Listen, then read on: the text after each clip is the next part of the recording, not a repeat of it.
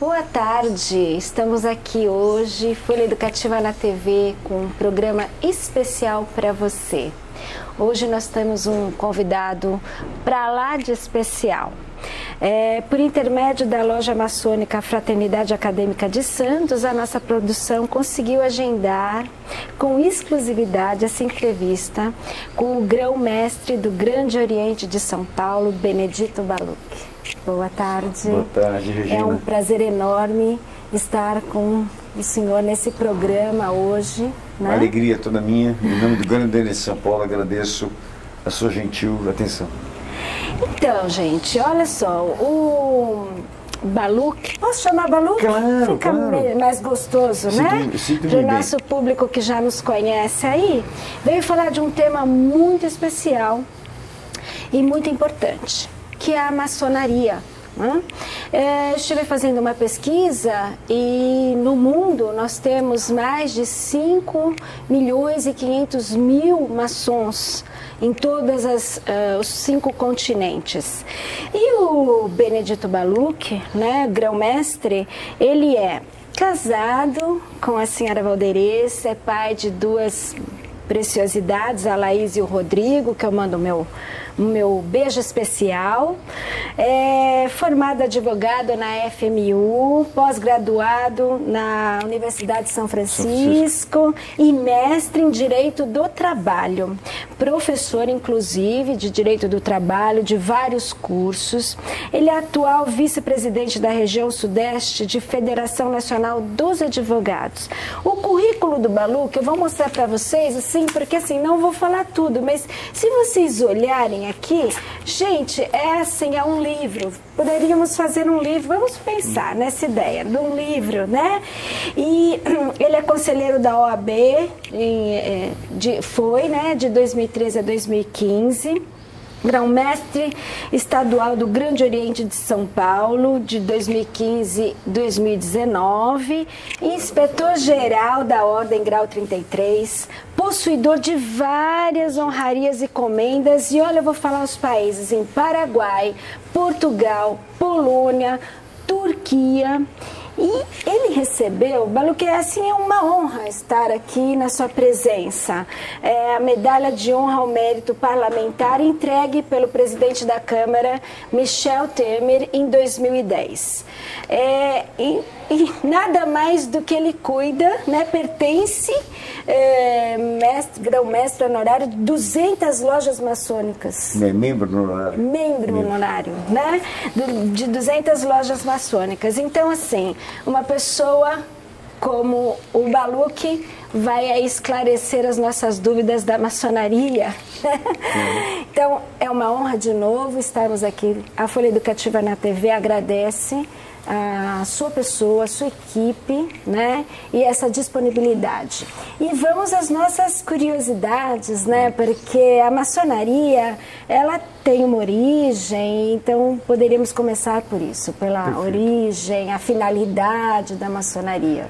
Primeiro, Regina, eu quero agradecer muito essa oportunidade que eu tenho em nome da maçonaria nesse momento, de falar em nome dessa instituição, que está no Brasil há 194 anos, e está em São Paulo há 95 anos, e está no mundo de uma forma registrada há 300 anos. Inclusive, agora, no ano que vem, nós comemoramos 300 anos da nossa maçonaria, que nós chamamos de Freemason, que é a nossa maçonaria inglesa, que deu origem à maçonaria no mundo, né? E essa oportunidade é uma oportunidade muito boa para nós, para que nós possamos desmistificar a maçonaria. Isso. Eu tenho verificado que a desinformação junto à sociedade acaba distorcendo os reais sentidos da maçonaria, né? Então, por exemplo, Regina, para você ter uma ideia, dizem que a maçonaria é uma entidade secreta. Isso. Como é que pode ser uma entidade secreta, uma entidade que tem os seus estatutos sociais registrados em títulos e documentos?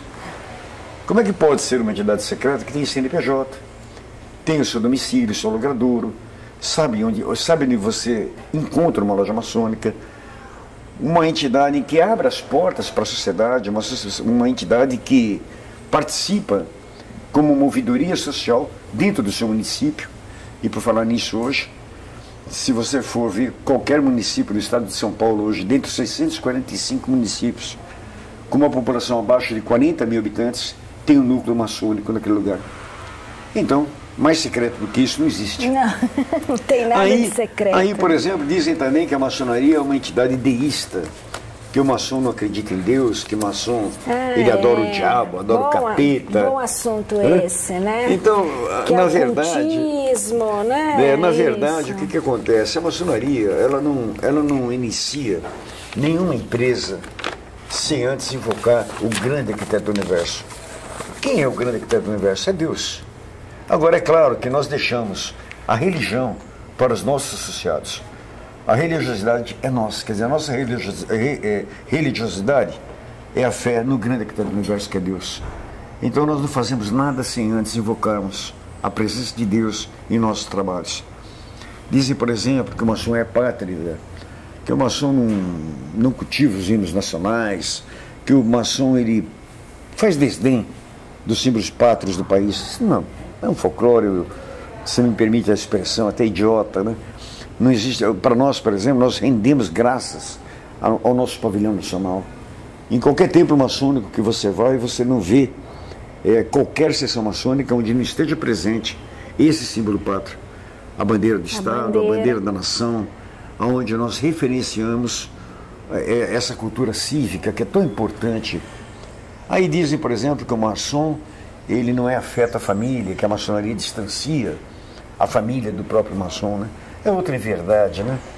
Hoje, por exemplo, a maior família que nós temos é a nossa família, dos nossos associados. A partir do momento que alguém agremia junto conosco, a esposa desse alguém passa a ser nossa cunhada e os filhos, nossos sobrinhos. Mas isso não é uma força de expressão, isso é um sentimento de coração. É verdadeiro. Verdadeiro. Nós temos esse trabalho de fortalecer a família. A família para nós é o núcleo de tudo, né? E aí outros folclores que vão aparecendo. Por exemplo, a maçonaria é uma entidade política. A política, quando você fala-se de uma atividade política, você tem que fazer uma dicotomia hoje, né? Você tem que fazer uma dicotomia entre a política partidária e a política ideária. Você imagina uma instituição como a nossa, que agrega hoje no Brasil cerca de 150 mil maçons? Nossa. Você falar assim, olha, a linha dessa entidade é política A, partidariamente A. Não. O que nós fazemos é o seguinte, nós delegamos para os nossos associados que eles professem o partido que eles quiserem. Essa questão não nos diz respeito. Certo, não é partidário. O que nos diz respeito é a política ideária. O que é a política ideária? É aquela política feita sem intenção de ganho, mas aonde a população, a humanidade, o porvir, o futuro, esteja comprometido nessas ações. E a maçonaria é uma entidade assim, para você ter uma ideia, todos os nossos associados, sem exceção, somos alfabetizados. Um grande número com nível superior. Eu estava lendo lá na sua reportagem. E aqueles que não têm nível superior, com certeza, têm a formação da diversidade da vida, que vale muito mais do que um título. Muito. Uma renda per capita significativa, entre 10 e 20 salários mínimos, e uma capilaridade maravilhosa. Você vê, nesse grupo que nós temos hoje aí que eu te falei, nós temos médicos, dentistas, advogados, engraxados, tudo que você imaginar nós temos. São pessoas que nós pensamos da sociedade e trazemos para o nosso meio. Eu ia te fazer essa pergunta, como é que se faz o chamado para o maçom, como que ele, né, como é que é feito isso? Como ele chega ao nosso contato, né? Isso. Então, via de regra nós facultamos aos nossos associados a indicação de outras pessoas para ingressarem na nossa ordem, né? E a nossa ordem, você não precisa ter dinheiro para poder ser maçom. Para nós lá, quem tem um metal e quem tem milhões de metal são vistos dentro do mesmo plano nosso, que é o plano da igualdade. Isso é muito importante, essa fala, né? Porque muitas pessoas falam, só tem gente com dinheiro lá, né? Eu sou professora, né? Mulher, então eu sou cunhada, né, de um maçom. Então, a gente sabe, a gente vivencia isso, não precisa ser bilionário, não tenha dúvida. não. Nós somos uma sociedade plurima, né? E nós temos pessoas das mais diversas vertentes, principalmente dentro do ponto de vista econômico, né? Nós temos professores, vai falar que professor é rico, né? Temos empresários de grande porte, mas o maior tesouro para nós, o maior patrimônio para nós, não está naquilo que ele tem, está naquilo que ele possa doar de caráter voluntário e volitivo para a instituição. Isso é lindo. A maçonaria ela não tem nenhuma remuneração. Todos os que trabalham para a maçonaria, inclusive eu que sou o grão-mestre, eu não tenho uma retribuição financeira, não existe questão financeira. O que nós temos que ter? Nós temos que ter o espírito voltado para o bem e a caridade. Né? Não necessariamente a maçonaria é uma entidade filantrópica e benemerente, até porque para ser filantrópica e benemerente, você não precisa ser maçom. Né? Sim. A maçonaria ela tem uma função para conosco, essa é a função que nós temos, nos tornar um homem melhor. Porque se nós conseguirmos nos tornar um homem melhor, nós seremos o melhor pai, o melhor cidadão, o melhor amigo, o melhor tudo. Com certeza. Então para nós a questão de dinheiro, a questão de status, a questão com quem está falando, tem pouca importância. As pessoas mais ricas que eu conheci na minha vida maçônica, talvez ganhassem até menos que um professor. Né? São os verdadeiros milionários. Então, o que nós temos... São ricos de saber. São ricos de saber, são ricos de conhecimento. De alma. E outra, Regina, são ávidos por conhecimento. Aí você me pergunta, então o que vocês fazem lá dentro de forma trancada, né? Na verdade, então, na verdade, a maçonaria, embora não seja uma instituição secreta, ela é uma instituição discreta como qualquer uma outra. Certo. Você vai hoje em qualquer campo dentro dos municípios que temos, né? Você vai ver uma loja maçônica, você vai ver a prática do bem e da caridade. Nós temos hoje, por exemplo, asilos, creches, orfanatos, casa de mãe solteira, casa da AIDS, uma série de entidades que eu chamo de tecnologia social, que por detrás está sendo administrado por maçons. Por uma loja maçônica. Também por uma loja maçônica. Ou e ali, por maçons, ou por maçons. Ali você já tem absoluta certeza de uma coisa, o trabalho voluntário. O trabalho voluntário é dedicado. Agora, lá dentro, como eu estava te falando, dentro do nosso templo, o que nós fazemos? Não fazemos nada de secreto. Nós temos os nossos códigos, temos os nossos sacramentos, vamos colocar aqui assim, a nossa forma de fazer o nosso trabalho, mas nada que você não veja hoje na internet que é maçonaria, né? Não é aquele fato que até estamos conversando ali, essa questão de bruxaria, de comer criancinha, de chutar imagens, sacrificar não é nada animais, disso. Isso não existe, né? Esses planos conspiratórios. A maçonaria é conhecida como uma sociedade de homens inteligentes. Perfeito. E uma sociedade de homens voltados ao bem da prática e da caridade. Que é o que a gente precisa, Isso né? É importante, né? Precisamos de pessoas inteligentes e eu, como esposa de um maçom e enfim, na família, meu pai, meu sogro, vejo na pele a importância que os maçons dão à família. E isso é uma coisa que me chama muita atenção. Quando, às vezes, em algumas sessões, posso conversar, falar alguma coisa, eu sempre me levanto para agradecer o momento em que é oportunizado a família estar presente. Há uma descontração, né, entre nós. É muito bom. Que diz assim, por que a mulher não é iniciada na maçonaria? Ah, nós vamos falar isso aí já no próximo bloco. Eu tenho uma pergunta aqui, Balu, que você não vai acreditar. A gente vai e volta já com mais aí atividades e ideias sobre a maçonaria. Voltamos já.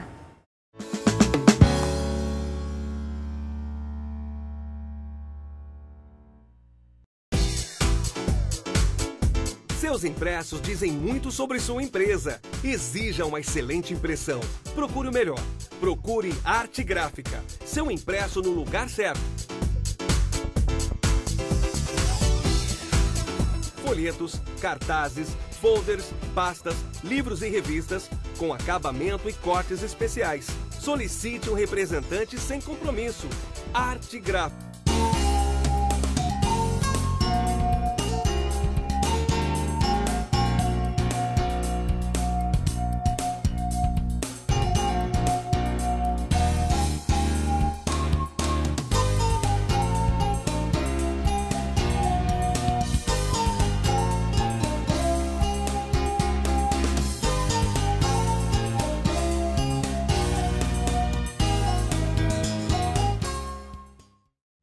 Solo Viaggio Disque Pizza, com mais de 80 opções entre pizzas doces e salgadas. Há mais de 20 anos você nos recebe em sua casa. Agora é um prazer abrirmos nossa casa para receber você. Avenida Bernardino de Campos, 659, pertinho da praia. Delivery 0800 12 19 17 ou 3284 5602. Atendendo seu pedido desde 1993. Solo Viaggio. Aqui, todo dia é dia de pizza. Armazém São Judas Tadeu, especializado em comercialização de produtos naturais. O Armazém São Judas Tadeu oferece uma diversidade de produtos naturais da mais alta tecnologia e procedência para apoiar sua maneira de se alimentar e viver melhor. Rua Doutor Carvalho de Mendonça, 404, Vila Belmiro Santos. Telefone 13 3394 0373. Armazém São Judas Tadeu. Estar pertinho do seu lar e da sua vida é nosso objetivo.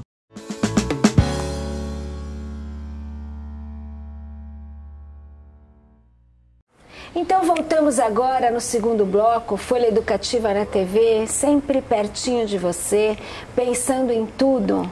Aqui nós falamos sobre educação, sobre esporte, sobre saúde e hoje em especial nós estamos tratando de um assunto super importante, a maçonaria. Nós estamos desmistificando o que é maçonaria com um grão-mestre, o Benedito Ballucchi, né? E eu já começo esse bloco fazendo uma pergunta assim muito que eu queria fazer desde o começo. Claro, fica à vontade. Que a maçonaria ela tem regras, leis e a proibição das mulheres na ordem faz parte dessas leis ou existe uma cláusula pétrea para isso? Queria que você falasse sobre isso. Há uma descontração entre nós. Nós dissemos que a maçonaria ela é uma entidade formada por homens, porque as mulheres, a maçonaria ela busca a perfeição. Ela busca trabalhar a perfeição do ser humano. E como a mulher já nasceu perfeita, então a mulher não precisa de maçonaria, né? Quem precisa são os homens, né? Vocês estão escutando, meninas, e essa frase vai ficar para sempre gravada. Mas na verdade é assim, nós temos uma regra mundial, e essa regra já foi escrita há 300 anos atrás. E ela traz sim uma cláusula pétrea dizendo que a iniciação ela é uma iniciação apenas de homens, né? Agora, o que acontece é o seguinte, para você ter uma ideia da importância da mulher na maçonaria, alguém convidado para entrar na ordem maçônica, a mulher fala, não entra, ele não entra. É a mulher que dá... A mulher é que determina o ingresso, martelo. ela que determina o ingresso do maçom na ordem maçônica. E o mais importante, nós temos hoje, como eu te falei, muitas atividades benemerentes e filantrópicas. Asilo, creche, aquela coisa toda que eu já te falei. Nós somos capazes de chegar e adotarmos um asilo, mas quem vai lá dar o banho no idoso, quem vai lá dar um amparo psicológico para o idoso, quem vai lá levar o amor fraterno a ele, são as nossas mulheres. Então as nossas mulheres hoje estão engajadas na Fraternidade Feminina Cruzeiro do Sul. E a Fraternidade Feminina Cruzeiro do Sul cuida exatamente dessa parte assistencial da ordem. Então o trabalho das mulheres hoje da maçonaria paulista é um trabalho que orgulha todos. Eu tenho certeza que de todas as que eu conheço, elas não têm a menor preocupação em estar ou não dentro daquele ritual dos homens, porque o trabalho que elas fazem, nós gostaríamos de fazer parte da fraternidade feminina. Porque elas fazem um trabalho lindo, um trabalho maravilhoso, caridoso e voluntário. Isso que é importante, né? Com certeza. O projeto da maçonaria de hoje, você podia dar uma conversada com a gente sobre isso. Eu acho que as mulheres já entenderam. Nós somos perfeitas. O Ballucchi deixou bem sério isso. E óbvio, eu como pertencente ao grupo também, me sinto super honrada. E assim, nunca tive vontade de participar, até porque temos outros afazeres, né, Ballucchi? Então isso é muito importante. Mas já participei de várias reuniões abertas e eu creio que isso não incomoda mais ninguém. Perfeito. Isso não é uma coisa pequena dentro de um trabalho tão grande que o maçom faz, né? Hoje, para nós falarmos hoje, por exemplo, da atuação da maçonaria no presente, nós não podemos, dentro de uma instituição tão histórica como a nossa, relembrar o passado, né? E o nosso passado, vamos nos relembrar ali na época do Império, né? Nós tínhamos a maçonaria muito atuante dentro do Brasil. A maçonaria o Brasil foi construído numa loja maçônica, a sua independência. onde dois grandes ícones nossos, inclusive o santista, José Bonifácio de Andrade Silva e Joaquim Gonçalves Ledo, foram os precursores da independência do país, né? E nós tivemos a oportunidade de, na República, o Marechal Deodoro da Fonseca, também advindo das fileiras maçônicas, proclamar a República, e no seu ministério, formado por 9 ministros, os 9 ministros eram da maçonaria. Puxa. Então nós temos uma participação muito grande. Aí depois tivemos as participações na abertura do Estado Novo, ou melhor, na abertura política, tivemos uma participação na redemocratização do país. Mas a maçonaria, o interessante, Regina, é que a maçonaria, enquanto instituição, jamais fez qualquer coisa. Ela nunca, ela como ser abstrato, ela nunca fez nada. Quem fez? Os maçons que a representavam. E aí, hoje nós temos, por exemplo, uma grande causa, um grande problema nosso, que nós estamos focados nesse trabalho, é o trabalho da educação no nosso país, né? Certo. Então, para você ter uma ideia, nós temos hoje um grave problema, que eu até trago aí para todos, que se você for ver, de 1822, da nossa independência, a primeira universidade que nós tivemos no Brasil, em 1922. Nós ficamos 100 anos numa verdadeira legião cultural. 100 anos onde a burguesia, as grandes fortunas, tinham duas saídas. Filhos em Montpellier, na França, ou melhor, as meninas em Montpellier, na França, para a medicina, e os homens, direito em Coimbra, porque o resto não era mais nada. Nada. Aí, então, na questão do nosso presidente Epitácio, recebemos aqui o rei da Bélgica. Olha, tem que dar um título honoris causa para o rei da Bélgica, né? Ah, mas para dar um título honoris causa não tem que ter uma universidade? Tem. Não tem o meu, então vou fazer. E nós estamos aí, ainda vindo de uma ferramenta de 1970, de Mobral, onde ainda estava alfabetizando o povo brasileiro. É verdade. E hoje, querendo ou não, vergonha ou não, nós temos uma USP de 1935. É verdade. Enquanto você tem uma América Hispânica hoje que discute as suas universidades mais antigas, 1486 e 1513. E nós estamos aí em 1935. E esse grande legião cultural trouxe para nós o que hoje? Trouxe o que nós estamos vivendo hoje no nosso país, principalmente naquilo que concerne a corrupção. Esse câncer social que esgarcia o tecido da nossa pátria, ele é causa do quê? Ele é causa da educação desse país. Da educação, nós não temos uma moral social brasileira construída. Você vê, para nós construirmos uma moral de educação brasileira, você tem que passar por experiências que parece brincadeira alguém falar. Você veja, por exemplo, quando implantaram o cinto de segurança nos carros, usavam camisa do Vasco ou da Ponte Preta para enganar as pessoas. Hoje você não entra num carro sem que você use um cinto de segurança. Um cinema, não fumar no cinema. Há 30, 40 anos não tinha placa disso. Não. Hoje você vai ao cinema, nem mais placa tem. Então, essa construção dessa moral social brasileira demora um tempo para você poder... E nós da maçonaria, como nós temos muita preocupação com o porvir, com o futuro, com as nossas crianças que amanhã vão estar dirigindo esse nosso país, hoje eles perderam o que eu e você tinha, o que nossos espectadores tinham, que era aquela disciplina de educação moral e cívica, organização social e política brasileira. Eu tive essa matéria. Eu também tive, eu ainda sou daquele tempo que quando a minha professora entrava na sala de aula, eu levantava com a mãozinha no peito, ouvindo a bandeira nacional e só sentava quando ela se sentava. Então não adianta você ficar hoje na espreita da crítica e criticar. Temos muito crítica, nós temos que construir. Aí a maçonaria de São Paulo, o que a maçonaria fez? A maçonaria de São Paulo fez um projeto de lei, encaminhou para os poderes competência legislativa do Brasil para voltar essa matéria, que nós não chamamos mais de organização social e política brasileira, nós chamamos de matéria de cidadania, para o ensino médio fundamental. Que é fundamental. É uma participação nossa para tentar reconstruir tudo isso que está aí. Então você vê a questão do voto. Agora teremos futuramente uma eleição. E há ainda quem bata no peito dizendo que o voto nulo é um voto importante. E o voto nulo significa nulo, ele não significa nada. Nada, né? E aí o que acontece? Os aproveitadores, esses políticos que estão aí à espera dessas pessoas que não conhecem o poder do voto, acabam se favorecendo. E eu sempre digo uma frase de Platão. A desgraça de quem não gosta da política, que são governados por isso que gostam. Então, o que acontece? A maçonaria chega num determinado momento que ela começa a selecionar dentro da sociedade quem são as pessoas que merecem um voto, que tem um compromisso com a sociedade, com a humanidade, com o porvir. A consciência. Aí nós começamos a indicar pessoas para isso. Olha, volta no fulano de tal, porque ele tem esse perfil. Isso. Maçonaria não elege ninguém. Maçonaria é um grupo muito pequeno, mas é um grupo formador de opinião. Você imagina, cada pessoa desses 80 mil que nós temos hoje, imagine dentro do seu meio social quanto que não repercute. 8 milhões, 80 milhões. Então, dependendo do que nós fazemos, que eu falo muito para os meus irmãos, a maçonaria não se faz dentro de tempo maçônico. A maçonaria se faz lá, na sociedade onde eles foram convidados a participar conosco. É lá que eles têm que agir com ética, com retidão, com prudência, com responsabilidade, exigindo dos políticos a ética na política, a probidade administrativa, a moralidade pública. Nós temos condições de fazer isso.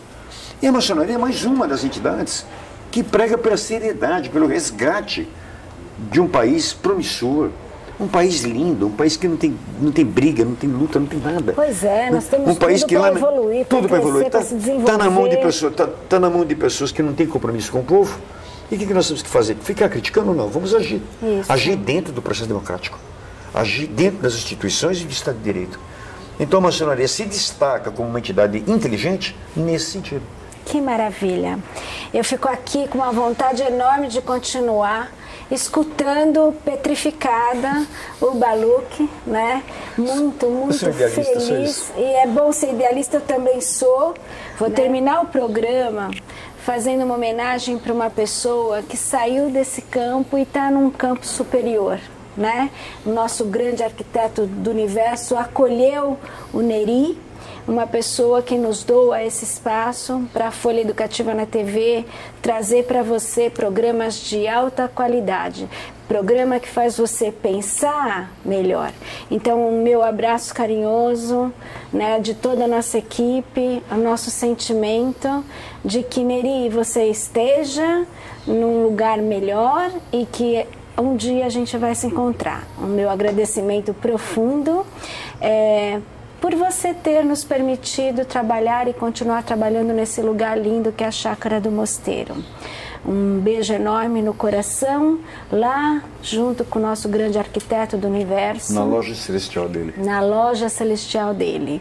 E aqui agradeço de coração meu querido Benedito Baluch. Foi uma grande alegria para mim, uma grande alegria. É uma satisfação enorme, Baluch, estar escutando coisas que nós da Folha Educativa na TV pensamos. Nós temos e queremos um país melhor. E é isso que é importante. E nós teremos. E é pessoas como você, pessoas como nós, que fazem esse país mudar. Pensem nisso. Muito obrigada. Obrigado. E a gente volta com mais para você. Obrigado a todos. Armazém São Judas Tadeu, especializado em comercialização de produtos naturais. O Armazém São Judas Tadeu oferece uma diversidade de produtos naturais da mais alta tecnologia e procedência para apoiar sua maneira de se alimentar e viver melhor. Rua Doutor Carvalho de Mendonça, 404, Vila Belmiro Santos. Telefone 13-3394-0373. Armazém São Judas Tadeu. Estar pertinho do seu lar e da sua vida é nosso objetivo. Saluviágio Pizzaria, aqui tem muitos sabores, atendimento, qualidade, ambiente familiar, tudo que você gostar. O sabor da tradição em 2 endereços, no Canal 2 e na Ponta da Praia. Disque 0800 12 19 17. Saluviágio, a tradição faz a diferença. Saluviágio Pizzaria.